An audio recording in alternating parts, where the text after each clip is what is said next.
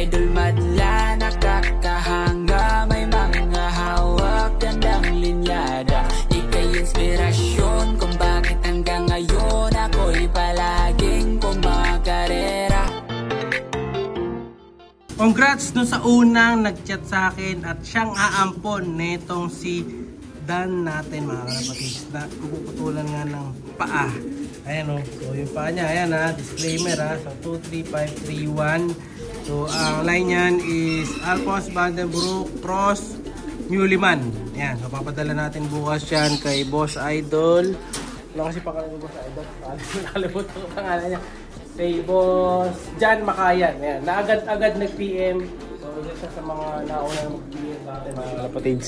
Para nga ipaampon natin itong warrior natin na ito. So ayan, nakakatayo naman siya, Idol. O ayan o. Pero pag sa side view nga, medyo nahihirapan siya. O ayan, yung kabilang side view niya. Pero pag ganito, ayan, okay naman siya. No? So magagamit mo na lang to. Pambreed pwede pa to kasi babae naman. Mahirap lang kapag lalaki kasi hindi niya makakasampa na isa lang yung paa. So ito, pwede pa sa. So yun na yung issue niya mga kalapatids. So may papadala din tayo sa ibang mga lugar bukas. After lunch na siguro deliver nun kasi kakauwi ko lang today. No? So isa yun sa papamigay natin na kalapate. Tapos bukod pa doon, dahil bukas, October 1 na. So pamimigay natin dito na isa. Ito. Ayan, pakita ko na sa inyo. No? So ayan, marami nag-comment. Ito na lang daw yung pamigay natin. Ayan, itong isa na to. Ayan o. Ayan. So, ito na yung pamigay natin. No? So kunin natin mga kalapatid yung magiging gift bird nyo. So paunahan lang. So dahil bukas ang delivery. So today din, no, pipili na ako sa mga maswerteng mananalo today. Para bukas, may sabay ko na. Masakali yung delivery. Kaya initay nyo, mag-comment lang kayo. So titignan natin dito sa mga nasa top na mauunang magko-comment. Diyan ako priority pumili. Pero kung hindi ko naman makita na laging nagko-comment or lagi nanonood sa atin yung nasa mga maunang magko-comment, pipili naman tayo dito. So, kailangan pag-comment kayo syempre.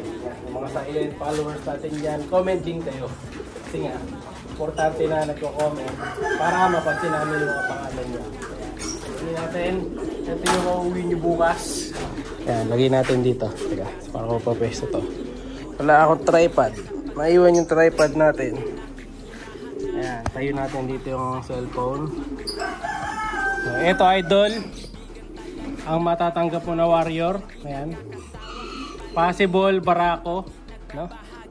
Ayan, solid oh. So, grisel siya na pula, red grisel siya. Kung tawagin. So yung bagwis niya, ayan. Yung dulo lahat halos kulay dan din. Kasi kapatid to nung isa, mga kalapatid. Kapatid to nung Black Tiger grisel ko. Tapos kapatid din nung pinamimigay nga natin na isa. Ayan. Malas. So ito naman yung sa kabilang ano niya, bagwis niya. Ayan. Ganun din, grisel din. Yung lahat ng dulong bagwis na ito mga kalapatids, lahat talaga, as in lahat. Ayan. Iba kulay. So sakto-sakto siya. Hindi siya yung ordinary grisel na may puti-puti lang sa bagwis. Ito talagang yung kulay nung dulo ng mga bagwis niya. Dan yung kulay. No? So dapat ano to, yung regular na grisel. Grisel lang eh. Teka, kukuha tayo ng sample ha. Na pwedeng katabi nito na grisel. Para ma-compare natin yung kulay. No? So, ayan, okay naman na siya. Ready to, ano na rin to? Ready to biyahe na rin. No? Pwede pang turuan to. Yun ang maganda dyan. Matuturuan pa. So, kuha tayo ng isang ano, sample na grisel, ha? Hanap tayo. Sino bang grisel dito? Ito. Yan. Ito may itlog to pero di na naman yata nililimliman. Ayan, oh. Di nila nililimliman yung itlog nila, mga kalapatid. Pambihira to. Nagseselan. So, lilipat natin ng ano to, ng cage. Hanap ko ng ibang pwesto. Ayaw nila doon sa mataas ang pugad eh. No? So, kunin natin yung isa, yung grisel. Diba ko muna to. Ayan. Wait nyo lang ako dyan.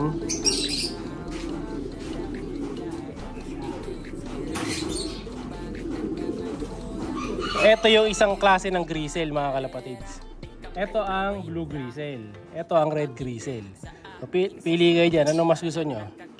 Blue grisel o red grisel? Di ba? Oh, ano sa tingin niyo sa maganda? Mas maganda to, syempre. Kasi nga, yung kulay nito, talagang rare color talaga siya. Hindi siya ordinary na grizzle lang. Saka madalang yung makikita nyo na ganito. Diba? Ito naman kasi, yung bagwis niya, yung mga dulo ng bagwis niya, itim din. So dapat, yung kulay niyan, ganito. Ayan. Blue grizzle versus dito sa red grizzle. So maganda to. Ayan, sakto-sakto. No? So balik muna natin to ha. So ayan ha, para mapanalunan to, comment nyo lang kung taga saan kayo mga kalapatids. Ayan, saka kung bakit gusto nyo makuha itong ibon na to. No? And then, bukas na bukas din, papadala natin. No? So, ayan o. Ayan. Libre shoutout pa yung sa mananalo. Napakadali lang. So, ito red grizzle ha. Yung blue pakita ko.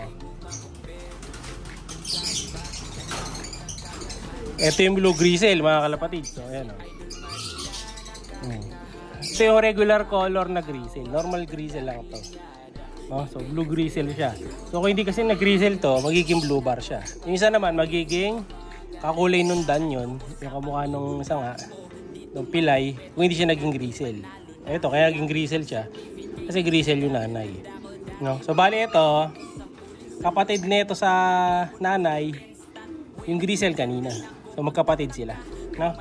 Kasi nga tatay nila Alphonse Vandenbroek na grizzle. Tapos yung tatay naman nito is yung si imported line natin mga kalapatids. No? So, kaya yan ang nilabas. So, ito, balik natin ngayon. Ayaw. Ayan. Sabay tanggal na ng pugad. Kasi di naman nila nililimliman. Yeah. Nakita niyo yung pugad, puro pups, oh. Saba na natin. Patapon na natin yan. Kasi nga, di nila nililimliman. No? So, ayan ha. Ganun lang sumali. Comment nyo lang kung bakit gusto nyo makuha yung giver natin ng red grizzle. Tapos kung taga saan kayo. Siyempre. No, kasi baka mamaya, ang kukuha pala ay super layo. So, mahirapan tayo magpadala. Kasi nga malayo. Mga kalapatids. So, hanggat maaari, yung kaya lang, reachable lang. Kumbaga, no? Yung kaya nyo lang makuha yung ibon. So, pwede nyo pa-pick up, pwede nyo kayo mag-pick up dito. Ayan, para maka-log visit. No? Para ma-schedule natin kapag nandito tayo sa bahay.